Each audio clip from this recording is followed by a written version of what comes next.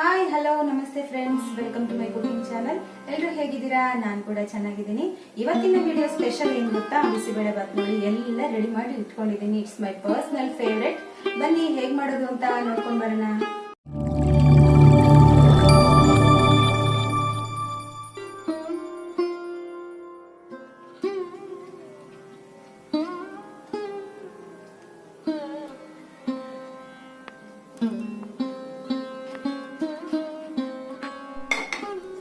ನಾನಿಲ್ಲಿ ಕುಕ್ಕರಿಗೆ ಕಾಣಿಸ್ತಾ ಇದೆಯಲ್ಲ, ಈ ಲೋಟದಲ್ಲಿ 1.5 ಕಪ್ಪಷ್ಟು ಅಕ್ಕಿ ಹಾಕ್ತಾ ಇದ್ದೀನಿ. ಸೊಸೈಟಿ ಅಕ್ಕಿನೇ ಅದು.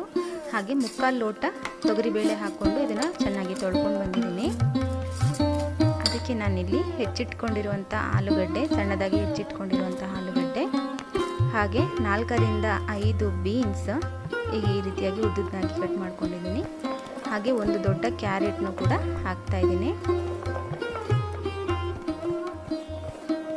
ಹಾಗೆ ಇಡೀ ರಾತ್ರಿ ನೆನೆ ಹಾಕಿರುವಂತಹ ಕಾಬೂಲ್ ಕಡಲೆಕಾಳು, ಬಟಾಣಿ ಹಾಗೂ ಶೇಂಗಾ ಬೀಜ, ಇದನ್ನು ನಾನು ಇಡೀ ರಾತ್ರಿ ನೆನೆ ಇಟ್ಟಿದ್ದೀನಿ. ಹಾಗೆ ಬೆಳಗ್ಗೆ ಇದನ್ನು ತಿಂಡಿಗೆ ಹಾಕ್ತಾ ಇದ್ದೀನಿ. ಇದನ್ನು ಕೂಡ ಹಾಕ್ತಾ ಇದ್ದೀನಿ. ಹಾಗೆ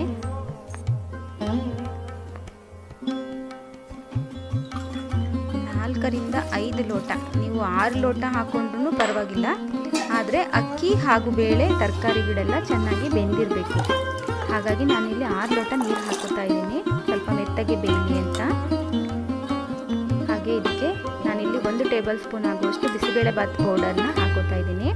ಹಾಗೆ ಅರ್ಧ ಟೇಬಲ್ ಸ್ಪೂನ್ ಅರಿಶಿನ ಪುಡಿ, ಸ್ವಲ್ಪ ಉಪ್ಪು ಸೇರಿಸ್ತಾ ಇದ್ದೀನಿ. ಹಾಗೆ 1 ಟೇಬಲ್ ಸ್ಪೂನಷ್ಟು ಅಡುಗೆ ಎಣ್ಣೆ, ಕುಕ್ಕಿಂಗ್ ಆಯಿಲ್ ಹಾಕ್ಕೊಂಡು ಒಂದು ಕುದಿ ಬರೋವರೆಗೂ ಈ ರೀತಿಯಾಗಿ ಇಟ್ಕೊಳ್ಳೋಣ.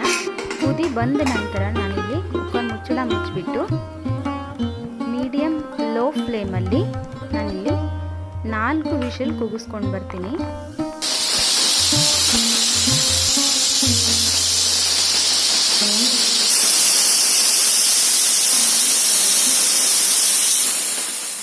ಕುಕ್ಕರ್ ಕೂಗಿದಾಗಿದೆ. ಇವಾಗ ಒಗ್ಗರಣೆ ಹಾಕ್ಕೊಳ್ಳೋಣ.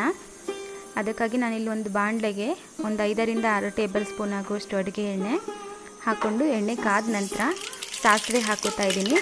1 ಟೇಬಲ್ ಸ್ಪೂನ್ ಸಾಸಿವೆ, 1 ಟೇಬಲ್ ಸ್ಪೂನ್ ಕಡಲೆಬೇಳೆ ಹಾಕ್ಕೊಂಡು ನಾನು ಹೆಚ್ಚಿಟ್ಕೊಂಡಿರೋಂತಹ ಈರುಳ್ಳಿ, ಸಣ್ಣಗೆ ಹೆಚ್ಚಿಟ್ಕೊಂಡಿರೋಂಥ ಈರುಳ್ಳಿ ಹಾಗೂ ಕರಿಬೇವು ಹಾಕಿಬಿಟ್ಟು ಅದನ್ನು ಬಾಡಿಸ್ಕೊತಾ ಇದ್ದೀನಿ ಚೆನ್ನಾಗಿ.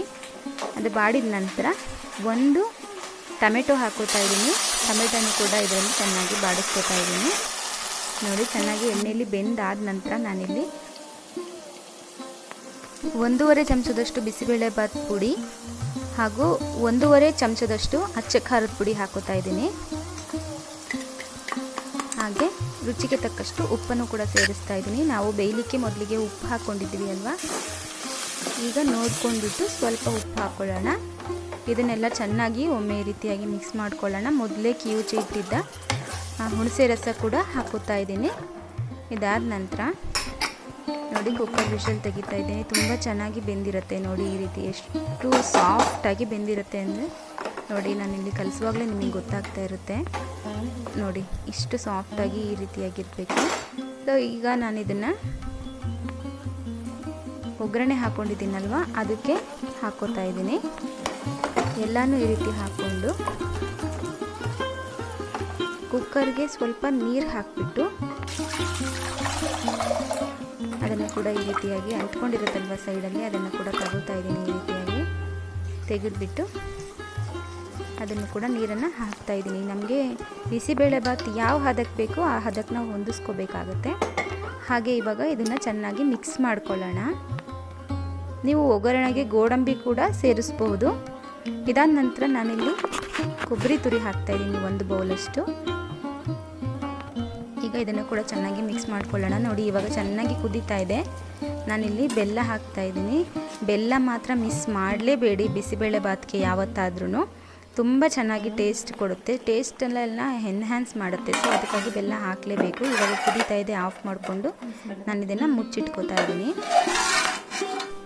ನೋಡಿ, ಬಹಳನೇ ರುಚಿಯಾಗಿರೋ ಹಾಗೆ ಆರೋಗ್ಯಕ್ಕೆ ಕೂಡ ತುಂಬಾ ಒಳ್ಳೆಯದಾಗಿರುವಂತಹ ಬಿಸಿಬೇಳೆಬಾತ್ ರೆಡಿಯಾಗಿದೆ. ನಾನು ಇದನ್ನು ಸರ್ವ್ ಮಾಡ್ಕೋತಾ ಇದ್ದೀನಿ. ನೋಡ್ತಾ ಇದ್ದೀರಲ್ವಾ ಕಲರ್ಫುಲ್ಲಾಗಿ ಎಷ್ಟು ಚೆನ್ನಾಗಿ ಕಾಣಿಸ್ತಾ ಇದೆ ಅಂತ. ಹಾಗೆ ಅಷ್ಟು ಟೇಸ್ಟ್ ಕೂಡ ಇರುತ್ತೆ. ನಾನು ಇದಕ್ಕೆ ಸ್ವಲ್ಪ ಖಾರ ಹಾಕೋತಾ ಇದ್ದೀನಿ.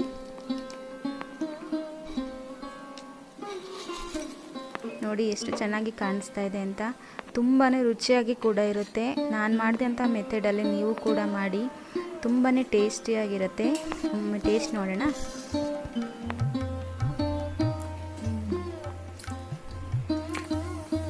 ಹಾಗೆ ಬಿಸಿಬೇಳೆಬಾತ್ ಪೌಡರ್ ಮಾಡೋ ವಿಧಾನನ ಡಿಸ್ಕ್ರಿಪ್ಷನಲ್ಲಿ ಕೊಟ್ಟಿರ್ತೀನಿ, ಅದನ್ನು ಕೂಡ ನೀವು ನೋಡ್ಕೋಬೋದು. ಹಾಗೆ ಈ ವಿಡಿಯೋ ನಿಮಗೆ ಇಷ್ಟ ಆಗಿದ್ದಲ್ಲಿ ಲೈಕ್ ಮಾಡಿ, ಶೇರ್ ಮಾಡಿ, ಕಾಮೆಂಟ್ ಮಾಡಿ, ಸಬ್ಸ್ಕ್ರೈಬ್ ಮಾಡೋದನ್ನು ಮರಿಬೇಡಿ. ಮುಂದಿನ ರೆಸಿಪಿಯೊಂದಿಗೆ ಮತ್ತೆ ಸಿಗೋಣ. Thank you.